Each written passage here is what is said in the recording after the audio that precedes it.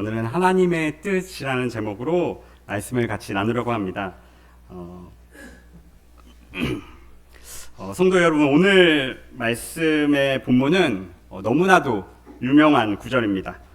항상 기뻐하라, 쉬지 말고 기도하라, 범사에 감사하라, 이것이 그리스도 예수 안에서 너희를 향하신 하나님의 뜻이니라. 아멘. 네. 틀린 데 없었죠? 예. 우리가 다 이렇게 암송할 수 있을 만큼 굉장히 우리가 잘 알고 유명한 그런 구절입니다. 이 말씀은 저희 어머니가 저에게 참으로 많이 해주셨던 말씀입니다. 저희 어머니께서 제가 어릴 때부터 일을 하셨기 때문에 뭐 매일은 아니었지만 시간이 맞아서 제가 초등학교 시절 이제 등교할 때 제가 등교할 때 같이 계시면 저를 위해서 꼭 기도해 주셨습니다. 그 기도할 때 이 말씀을 암송하시면서 기도해 주셨습니다.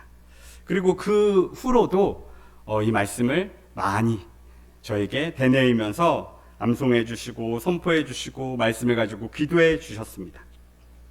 오늘 여기 계신 우리 모든 성도님들도 또 자녀들도 있을 수 있고 손자나 손녀가 있을 수도 있고 또 아니면 사랑하는 사람이 분명히 있으실 겁니다. 그 사람들을 마음에 품고 꼭 말씀 구절을 가지고 기도해 주시기를 바랍니다. 한 번이 아니라 여러 번 해주시기를 바랍니다.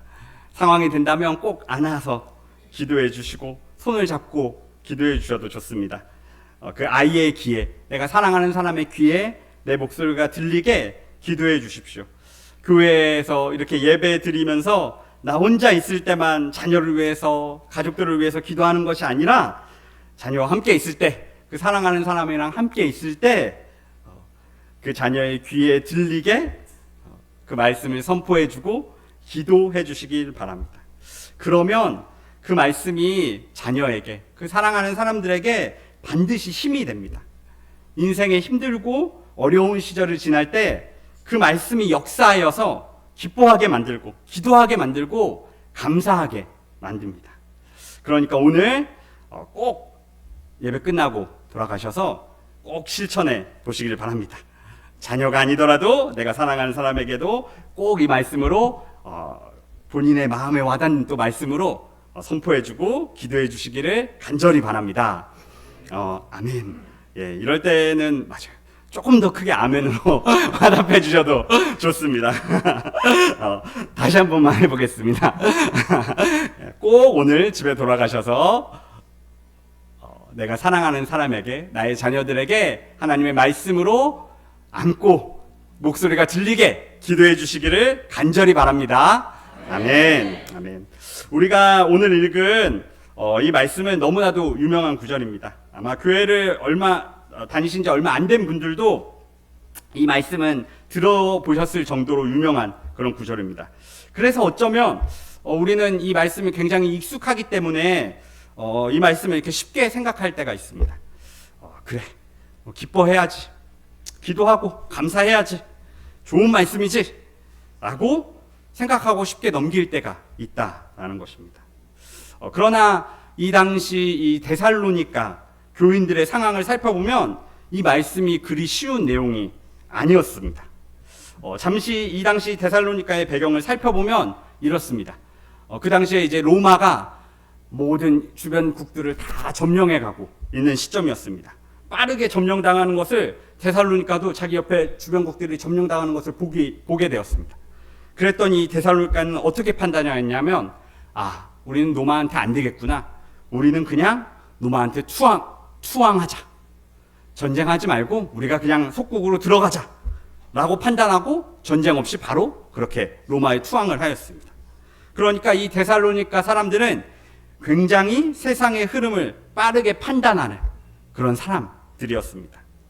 그리고 종교적으로는 양대 산맥을 이루는 이 두 종교가 있었습니다. 하나는 디오니소스라는 종교인데 굉장히 힘과 뭔가 누구를 지배하고 이런 것들을 열망하는 그런 종교 집단이었습니다.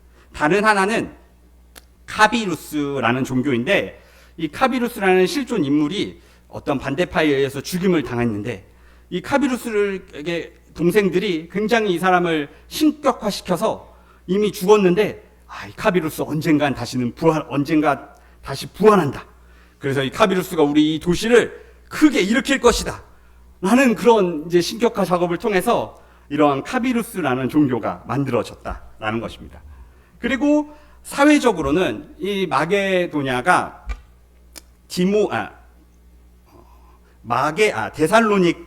데살로니가가 이 마게도냐 지역의 수도였기 때문에 굉장히 교통의 흐름도 좋았고 지역 자체가 부유한 곳이었습니다.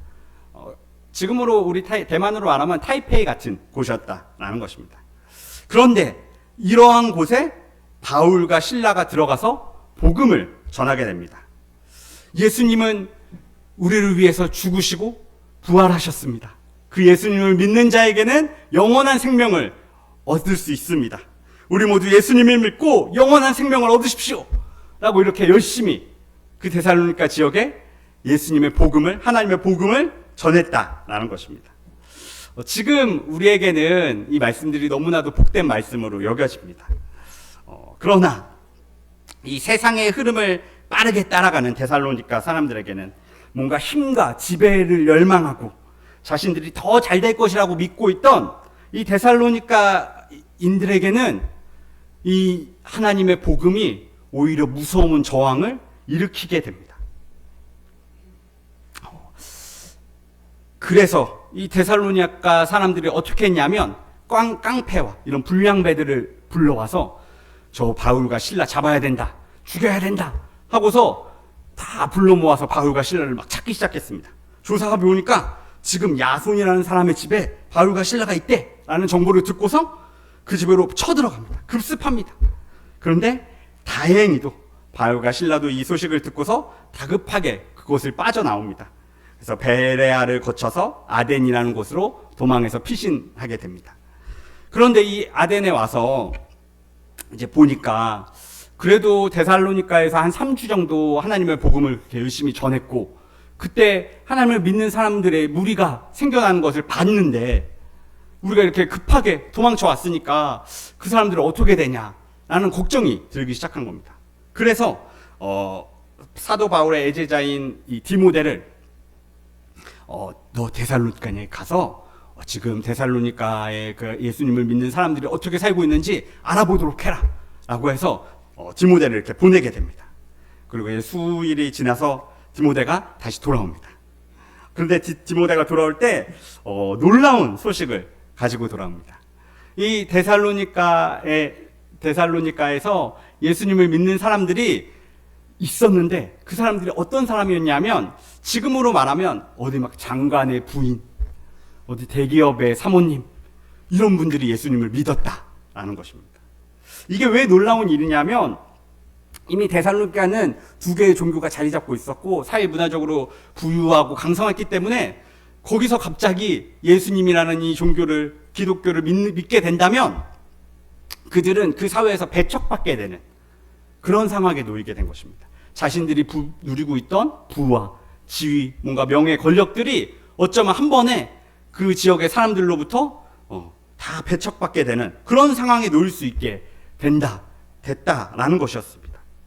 이 내용이 우리가 본 데살로니가 전서 3장에 나옵니다. 우리 데살로니가 전서 3장 2절에서 4절까지 말씀인데 우리 화면에 나오는데 2절에서 4절까지 말씀 우리 같이 한번 읽어보도록 하겠습니다. 우리 형제 곧 그리스도의 복음을 전하는 하나님의 일꾼인 디모데를 보내노니 이는 너희를 굳건하게 하고 너희 믿음에 대하여 위로함으로 아무도 이 여러 환난 중에 흔들리지 않게 하려 함이라. 우리가 이것을 위하여 세움받은 줄을 너희가 친히 알리라. 우리가 너희와 함께 있을 때에 장차 받을 환난을 너희에게 미리 말하였는데 과연 그렇게 된 것을 너희가 아느니라. 아멘. 이 사도 바울이 데살로니가로 디모데를 보내서 그곳의 성도들을 위로하고 환난 중에도 흔들리지 말라고 이렇게 말했다라는 것입니다. 그리고 4절 말씀 다시 한번 보시면 이렇게 나옵니다. 우리가 너희와 함께 있을 때 장차 받을 환난을 너희에게 미리 말하였는데, 사도 바울과 실라가 이 데살로니가에서 하나님의 복음을 전할 때 예수님 믿으십시오, 예수님 믿으면 잘 됩니다, 예수님 믿으면 성공합니다, 예수님 믿으면 평안합니다 라고만 전한 것이 아니라는 것입니다. 너희들 예수님 믿으면 환난이 올 것이다. 너희들 예수님 믿으면 저 사람들이 너희들 잡아다가 감옥에 가둘 수도 있고 지금 누리고 있는 그 지위와 명예 빼앗길 수도 있다. 예수님 믿으면 분명히 박해가 올 것이다. 그러니까 잘 그때 견뎌야 된다 라고 얘기했다라는 것입니다. 그럼 이 데살로니가 성도들에게 환난과 박해가 있는 것을 알면서도 어떻게 이 데살로니가 성도들은 예수님을 믿을 수 있었습니까? 아니, 사도 바울은 어떻게 이렇게 환난 받고 있는 성도들에게 오늘 본문처럼 항상 기뻐하라 라고 말할 수 있는 것입니까? 사도행전 5장에 그 답이 나와 있습니다. 우리 사도행전 5장 40절, 41절, 우리 두 절의 말씀인데 우리 이것도 같이 한번 읽어보도록 하겠습니다. 시작. 그들이 옳게 여겨 사도들을 불러들여 책찍질하며 예수의 이름으로 말하는 것을 금악 놓으니 사도들은 그 이름을 위하여 능욕받는 일에 합당한 자로 여기심을 기뻐하면서 공회 앞을 떠나니라. 아멘. 이 말씀을 보시면 사도들은 예수님의 이름을 위하여서 능력받는 일을 두려워했습니다. 싫어했습니다. 가 아니고 기뻐했습니다. 예수님 때문에 받는 환난은 슬픔이 아니고 기쁨이라고 여겼다라는 것입니다. 이 사도들의 기쁨은 단순히 어떠한 조건이나 환경에 있는 것이 아니었습니다. 그냥 내 자녀가 잘 돼서, 내가 하는 일이 잘 돼서, 내 사업이 잘 돼서 기뻐하는 그런 기쁨을 말하는 것이 아니었습니다. 예수님 때문에 기뻤다라는 것입니다. 그래서 예수님 때문에 받는 환난이라도 그것 또한 나는 기쁘다라고 말하는 것입니다. 그래서 이 환난 당하고 있는 데살로니가 성도들에게도 기뻐하라라고 말할 수 있는 것입니다. 다른 것 때문에 기뻐하는 것이 아니라 예수님 때문에 기뻐하라라고 말했다라는 것입니다. 우리 타이페이 한국교회 성도 여러분, 여러분은 지금 우리 예수님 때문에 기쁘십니까? 아멘. 우리의 조건이나 환경 때문이 아니라 정말로 예수님 때문에, 나를 구원하신 그 예수님 때문에 기쁘십니까? 아멘. 이럴 때는 조금 더 아멘이 크게 나와요. 아멘.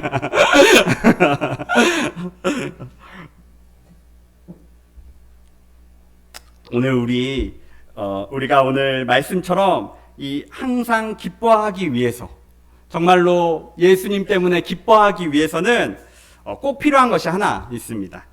오늘 본문인 데살로니가 전서의 1장 6절에 그 답이 나와 있습니다. 우리 데살로니가 전서 1장 6절 말씀도 우리 함께 읽어보도록 하겠습니다. 시작. 또 너희는 많은 환난 가운데서 성령의 기쁨으로 우리와 주를 아멘. 데살로니가 성도들이 환난 가운데서 어떻게 말씀을 받았습니까? 성령의 기쁨으로 말씀을 받았다라는 것입니다. 우리 힘으로는 항상 기뻐할 수 없습니다. 오늘 말씀에 나오는 예수님 때문에 받는 환난이 아니라 그거는 저기 다른 데 옆에다 두고 내 조건, 내 환경 이런 것들을 우리는 조금만 바뀌어도 금방 짜증을 내게 됩니다. 금방 화를 냅니다. 우리 삶의 외적인 그 요소만 본다면 우리는 절대로 기뻐할 수 없습니다. 6절의 말씀처럼 성령님이 주시는 기쁨을 누릴 때 항상 기뻐할 수 있다라는 것입니다. 어떠한 환난과 역경 속에서도 성령님이 함께 하신다는 것을 우리가 느낀다면 우리는 기뻐할 수 있습니다.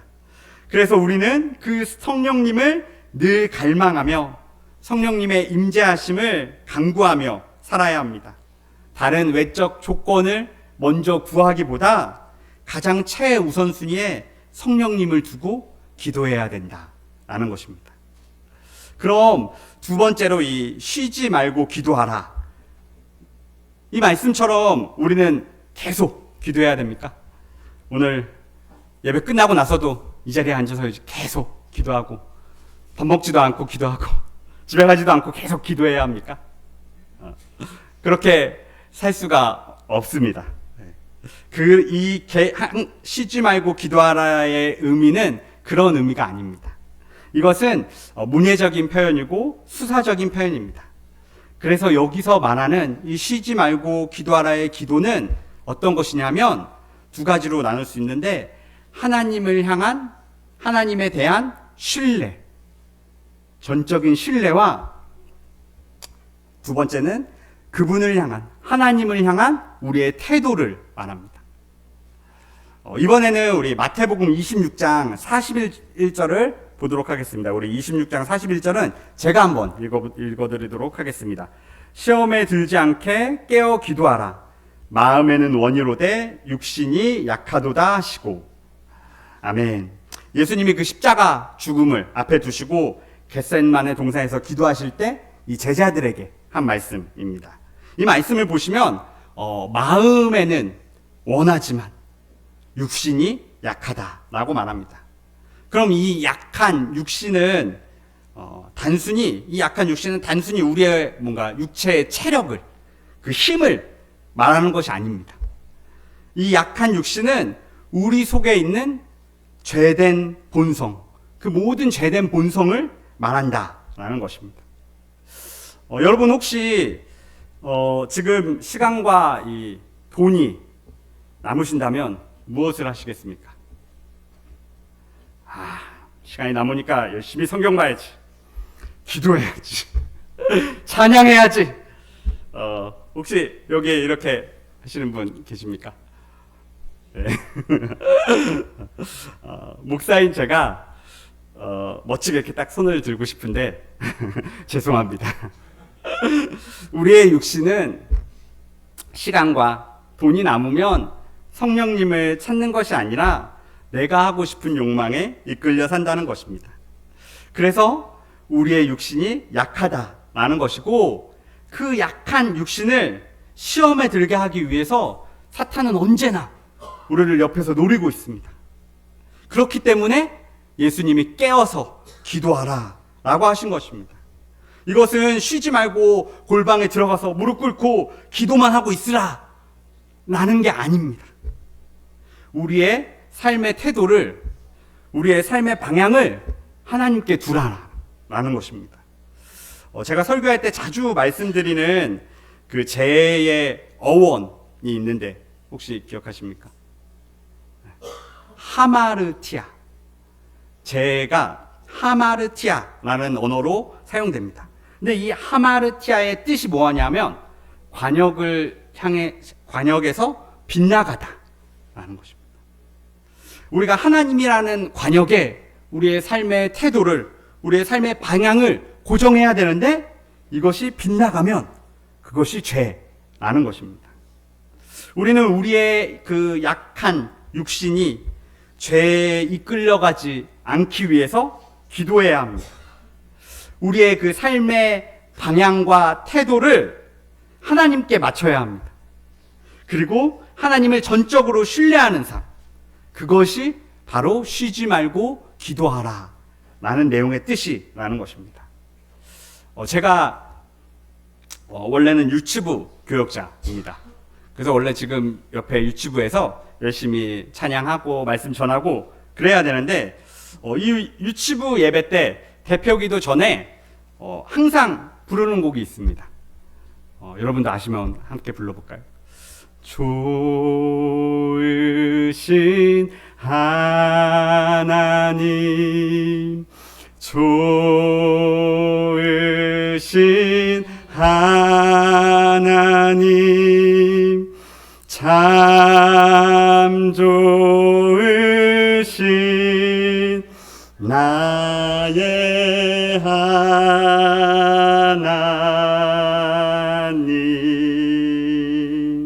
아멘. 너무나도 단순하고 쉬운 곡인데 부를 때마다 느끼는 것은 정말 이 곡은 유치부 어린아이로부터 어르신들까지 다 부르기에 너무나도 좋은 곡이다 라는 것을 느낍니다. 하나님이 좋으신 분이라는 것입니다.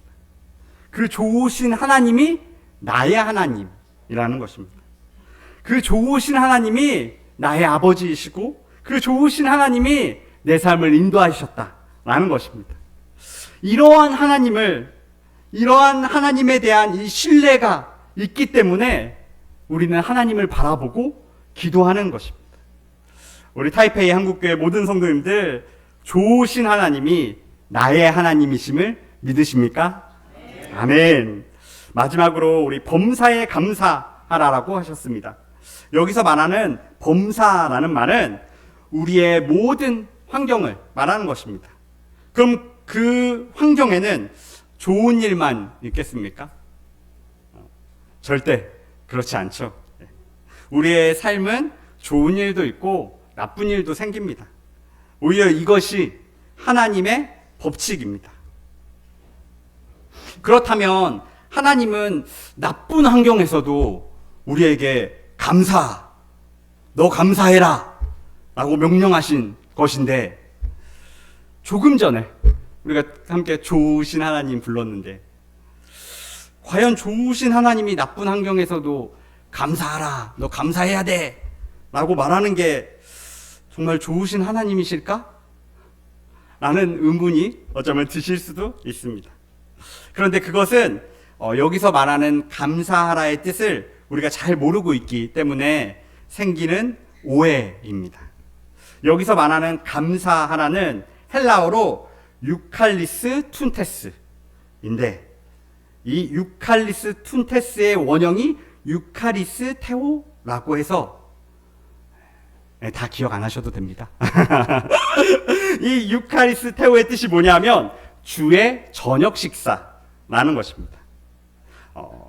다시 말하면 감사하라의 이 원형의 표현은 예수님의 성찬식을 의미한다라는 것입니다. 그 말을 더 풀어서 이야기하면 우리의 감사는 우리를 위해서 피 흘리시고 죽으신 그 예수님에게서부터 나온다라는 것입니다. 예수님이 우리의 모든 죄를 대신해서 피 흘리시고 죽으셨기 때문에 그래서 우리를 구하셨기 때문에 나에게 예수님이 영원한 선물을 주셨고 그 선물로 인해서 나는 영생을 얻었다라는 것입니다. 여러분 예수님이 주신 이 영원한 생명보다 이 세상에 더 값진 것이 있겠습니까? 없습니다. 맞습니다. 이것보다 더 값진 것이 없고 이 하나님의 은혜는 무엇으로도 갚을 수 없는 은혜라는 것입니다. 우리가 이 은혜를 선물로 받았다면 아멘이시죠? 아멘. 이미 예수님의 그 구원의 은혜를 선물로 받았다면 나를 구원하신 그 예수님을 바라보면서 우리는 감사할 수밖에 없습니다. 감사하게 되는 것입니다. 우리의 환경과 상황과 상관없이 모든 환경에서 범사에 감사할 수 있게 된다라는 것입니다. 오늘 우리가 본 항상 기뻐하라, 쉬지 말고 기도하라, 범사에 감사하라, 이 말씀은 여기서 끝나지 않습니다. 이것이 그리스도 예수 안에서 너희를 향하신 하나님의 뜻이니라 라고 말합니다. 기뻐하고 기도하고 감사하는 것이 오늘 설교의 제목처럼 하나님의 뜻이라는 것입니다. 하나님의 뜻을 영어 성경으로 보면 God will입니다. 하나님의 뜻, 하나님의 의지라는 것입니다. 인간의 의지는 언제나 100% 확신할 수 없습니다. 아무리 의지가 강한 사람이라고 할지라도 반드시 어떠한 일이 이루어진다라고 보장할 수 없습니다. 다시 말해서 우리의 힘과 능력으로는 항상 기뻐하고 쉬지 말고 기도하고 범사에 감사할 수 없다라는 것입니다. 그러나 그것이 하나님의 뜻이기 때문에 기뻐하고 기도하고 감사하는 것이 하나님의 뜻이기 때문에 하나님의 의지이기 때문에 그러면 말이 달라집니다. 하나님의 의지는 100% 실현 가능한 것입니다. 우리는 불가능하지만 하나님은 가능하다라는 것입니다. 그리고 그 하나님의 의지가 우리를 항상 기뻐하고 쉬지 말고 기도하고 범사에 감사하게 한다라는 것입니다. 우리 타이페이 한국교회 성도 여러분, 항상 기뻐하고 쉬지 말고 기도하고 범사에 감사하는 이 삶을 살고 싶으십니까? 아멘.